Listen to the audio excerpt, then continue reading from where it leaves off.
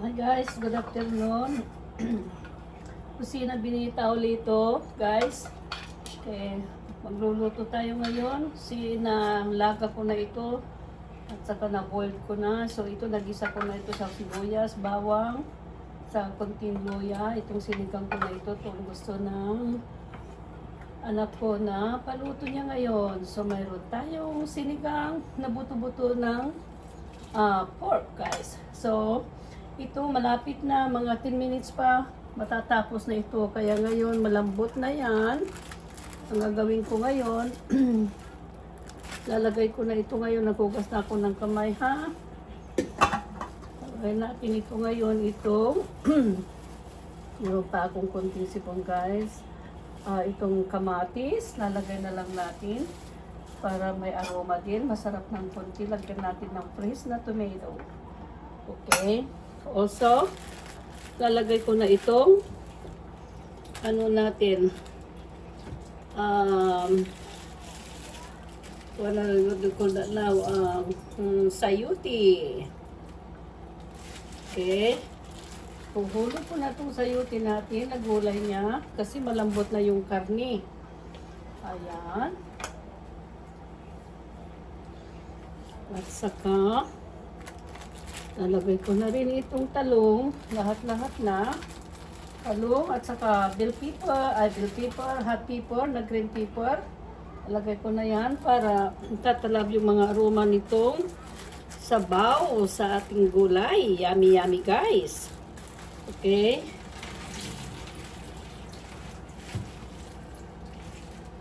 Okay. Mayroon din akong konti na ilalagay na mostasa. Ito, radish. We call radish ito, okay? Puti, puti na radish. Kunti lang lalagay ko. Ayan. Okay. Itong masarap na sinigang. Lagyan ko sana ng gabi, kaso lang hindi mahilig yung anak ko sa gabi. Tignan nyo, guys.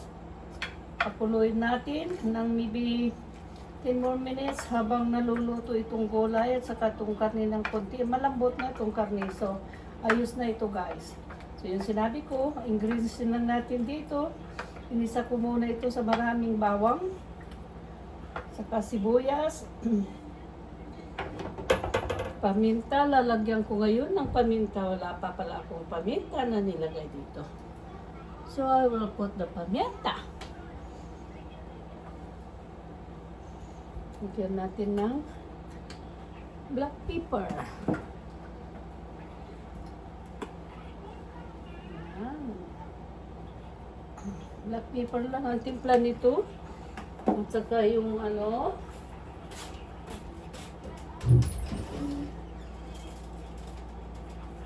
medyo kunti pa yung nilagay ko. Yatang hindi masyadong maasim. Kasi ng mga bata maasim. Lagay ko ito, guys. Okay, itong tamarind soup. Na hot. Okay, tamarind soup na hot ito, guys. Okay, maybe. Ay, nakalimutan ko. Lagyan ko pala ng okra. I forgot the okra also, guys. Put some okra. I have some okra too. So we'll wait. Kalimutan ko yung okra nilagay.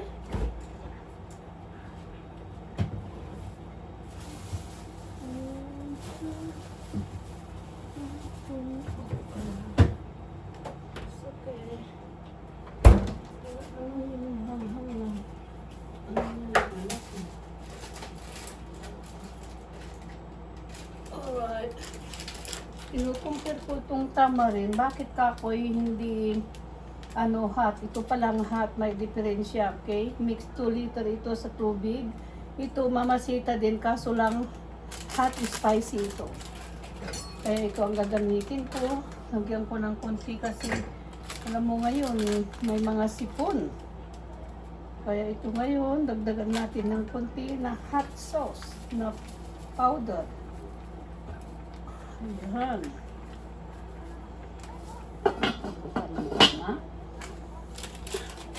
Saka pinagtimpla ko dito guys is kunti lang na asin. Hindi ko na nilagyan ng cube.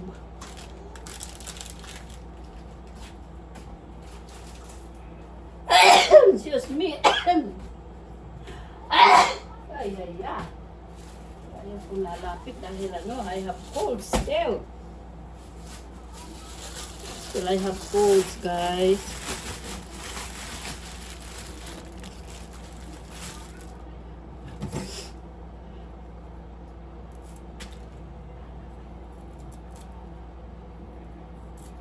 Kain natin ng okra para maraming kulay.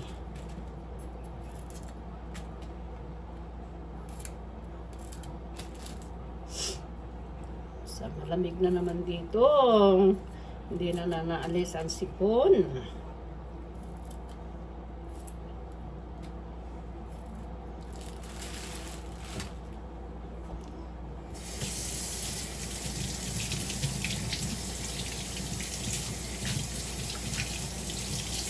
Ayan natin ng konti, 10 minutes. Like I said, bago natin ipababaw itong okra.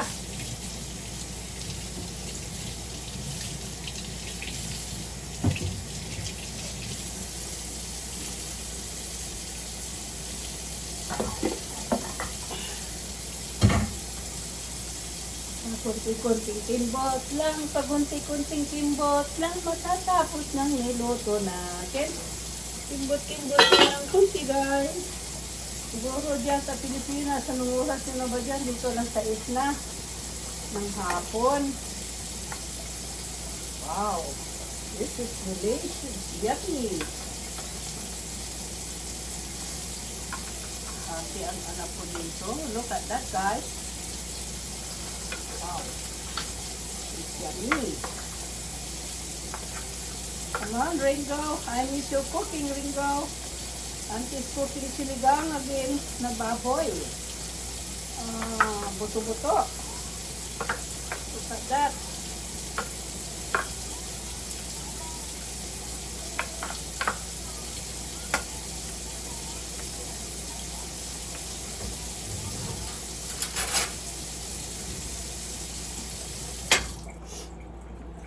To try the soup.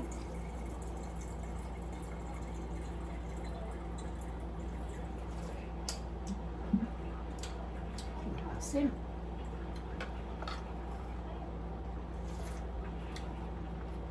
Number 1. I like it. Yummy guys.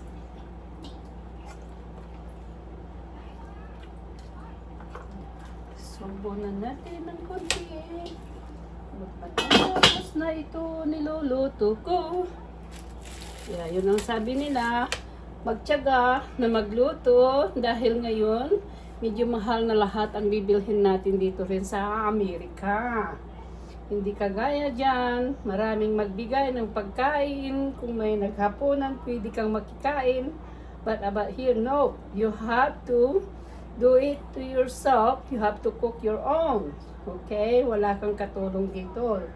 Maski may sakit ka, tatayo ka. Okay? So, that's the advantage in the Philippines. Kung marami kang kamag-anak dyan, lalo na yung, what do you call that, na yung mga mayayaman, kaya din nilang mamili ng gusto nilang bilhin na pagkain. Ano lang, tiis-tiis lang. Diyan din tayo mamaya, okay? So, ito ngayon, malapit nang maluto. Maybe 5 more minutes. At ilalagay na natin itong okra sa ibabaw para lalambutin. At ayaw natin na sinabi ko, ayaw ko yung half cook overcook. Kaya okay guys, ito yung okra. See?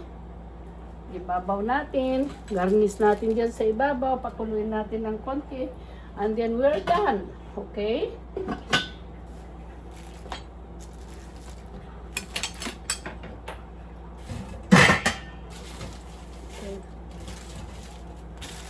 Now, simple lang.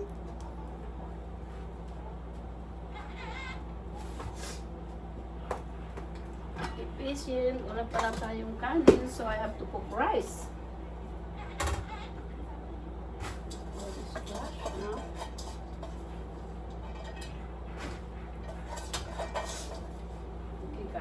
have to cook a little bit rice.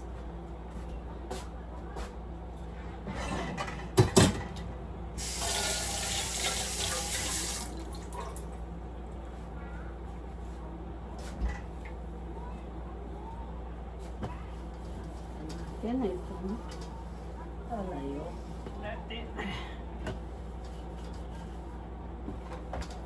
Hit natin.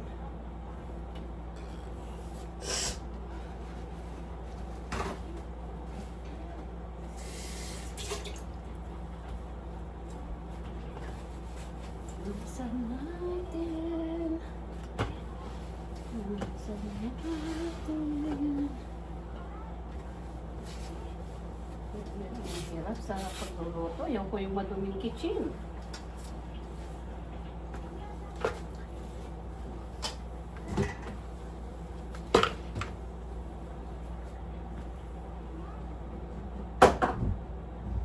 Okay.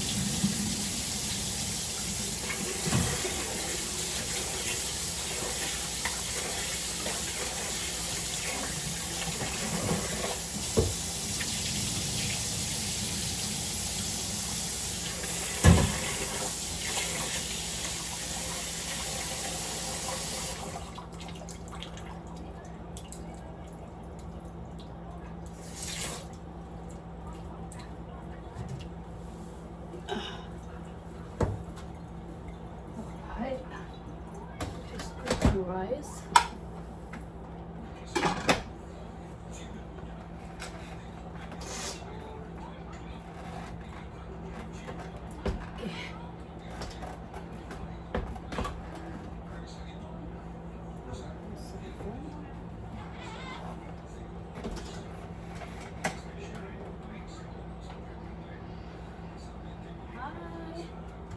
We're cooking rice, no rice.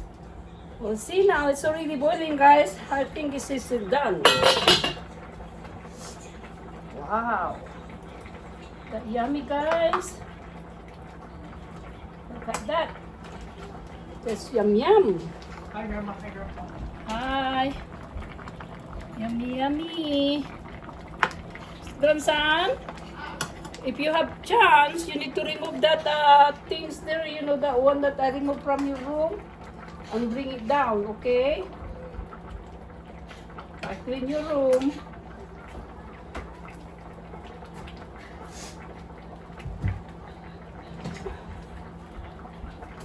Now, we'll get some a little bit and we'll try it. Because, you know, anyway, me, I'm not eating that much rice. So I have With this one, and then some small soup bowls, and the soup. That's my dinner.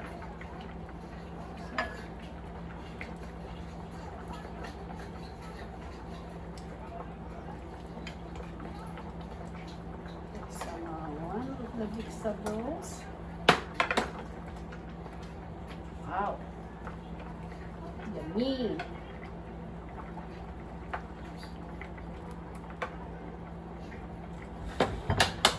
It's a little bit hard, you know, the saluting. So now, like I said guys, kunting kimbot lang. Tapos na si Binita Kusina. Madaling magluto pag mayroon ka ng handa ng mga Ricardo, right? So ngayon ito, tapos na ako. Thank you so much. Tingnan nyo na lang mamaya pag binag ko ito. Okay? Oo. Wow, yummy. Sinigang na soup bone. Okay? So masarap guys. Okay, thank you so much. I will see you guys. Thank you. Have a good night.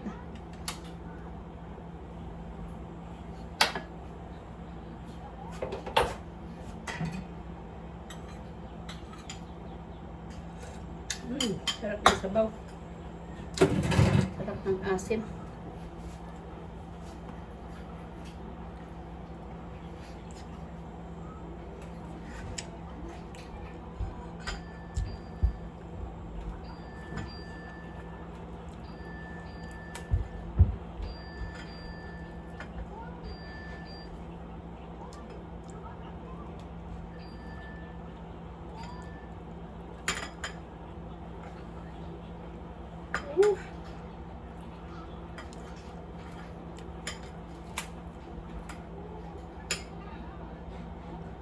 Rantin na po, okay, lulutak pa na po.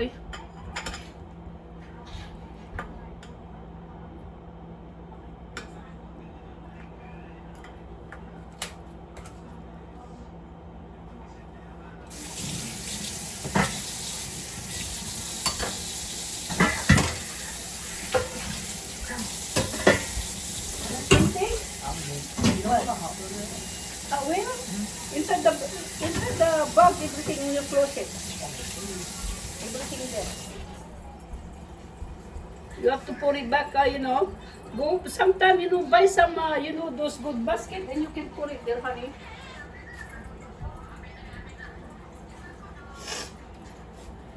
Oh. Bye, guys. We're done.